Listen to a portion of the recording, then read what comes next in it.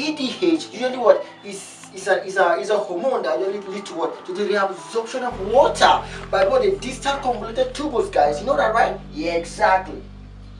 So what actually happens now? This guy doesn't like fluid to be kicked out of the body. So it's like, okay, guys, come back. We need you here. Come back, because this guy here is losing a lot of fluid and we can't afford to let you go. So we need you here. You know what I'm saying? So this ADH is pretty, very important in this particular situation. So don't forget, I told you that what ADH is also known as what vasopressin. Vasopressin. Why do we call it vasopressin, guys? Look at it this way. Vasopressin, guys. It's called what? Vasopressin. Why? Because this guy here, it binds what is called what? A V1 receptors. We call them V1 receptors, guys. V1 what? Receptors in the walls of the smooth, in the walls of the vessels, right? In the walls of what? Vessels. It binds to what? The V1 receptors. What happened afterward, guys? When this guy binds the V1 receptors, it what causes them to what? To vasoconstrict. Vasopressin versus pressin. You understand what I'm saying? Vasopressin. So this guy, in addition to what bringing about the reabsorption of water, it also brings about what? Vasoconstriction, guys, which is one of the important mechanisms in what boosting of the blood pressure. You know what I'm saying? Yeah, exactly. So what actually happens is that what? Also, the aldosterone also act on what? The peripheral on the smooth muscles. No, did I say aldosterone? No, sorry, I mean angiotensinogen, guys. Angiotensinogen too also acts on what? The smooth muscles. You understand? That are found in the what? In the kidney to bring about what? Vasoconstriction, guys. Now look at it this way. Once we have vasoconstriction, what does it mean? It means there will be increase in what? Blood pressure, man. There will be increase in the blood pressure. And once there is increase in blood pressure, that's what we need. Because this guy here is bleeding out, guys. This guy is bleeding out. And therefore he has what? He's hypotensive, man. This guy is hypotensive. You understand? So the kidney is trying to to help out, understand? To bring about what? A compensatory what? A boosting of the blood pressure. Yeah, exactly. So the RAS system is really important. Seriously, very, very important. Alright, right now I would want us to compare the working mechanism between this guy and this guy. Between the baroreceptor reflex of blood circulation, baroreceptor reflex of blood pressure BP, blood pressure BP, right? Blood pressure regulation, BPR, and then what? The RAS, blood pressure regulation. Now, this guy, virtually they are the same. Not the same, but people you can say they are the same. You understand?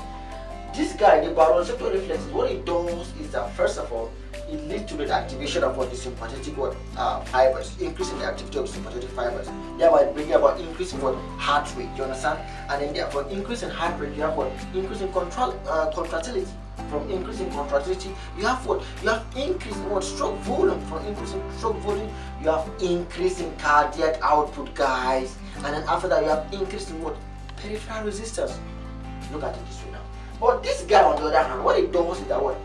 Through the reabsorption of water, you understand? Through the reabsorption of water, it brings about an increase in the intravascular volume. You understand? But this guy, through increase in the cardiac output, also lead to an increase in intravascular volume. Look at it this way. Now, this guy it achieved increase in intravascular volume. That's through increase in cardiac output. But the RAS system, on the other hand, usually achieve increase in intravascular volume through reabsorption of water. You understand? Both of them. But now look at it.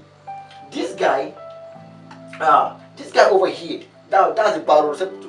Talking about the baroreceptor pathway of blood pressure regulation, usually achieve vasoconstriction through through increased activity of the sympathetic fibers, guys. But my guy here, the RAS system does that. How?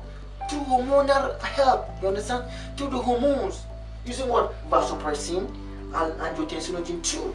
It does that, you understand? These two hormones, the vasopressin, it constricts the vessels, you understand? And then this guy constricts vessels through what? Increased activity of the sympathetic fibers.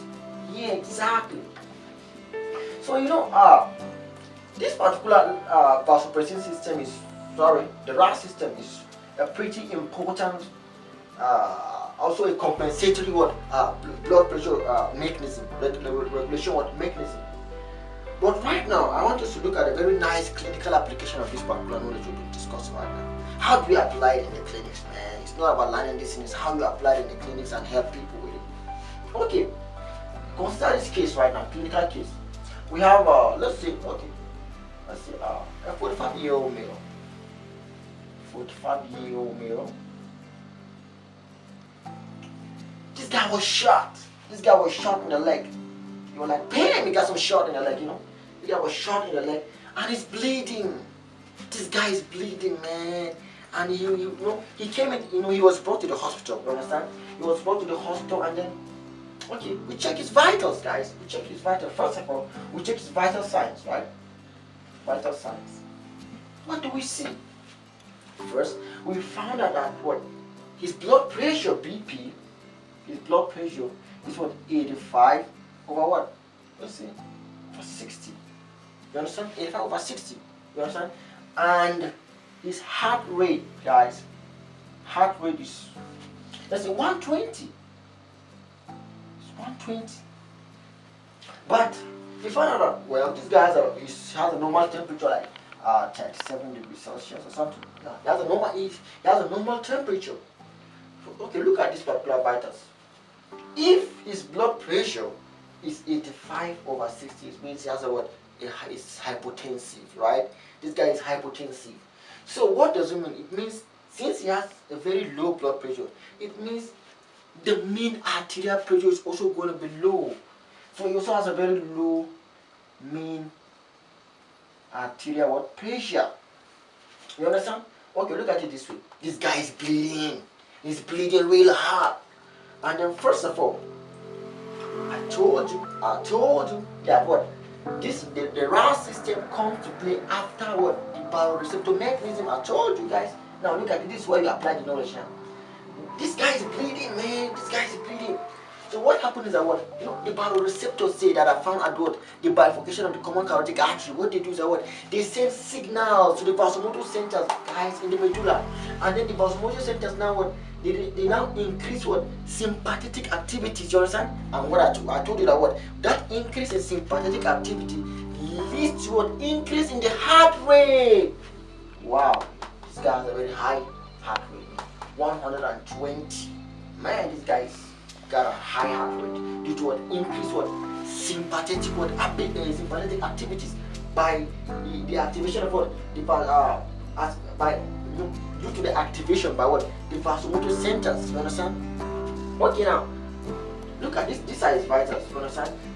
He's bleeding out, and therefore the heart wanted to compensate the blood loss. You understand? Therefore, it didn't increase the heart rate. You understand what I'm saying? That's good. So now, how do you treat this patient? How do you treat this patient? What you do is that you give him what's known an intravenous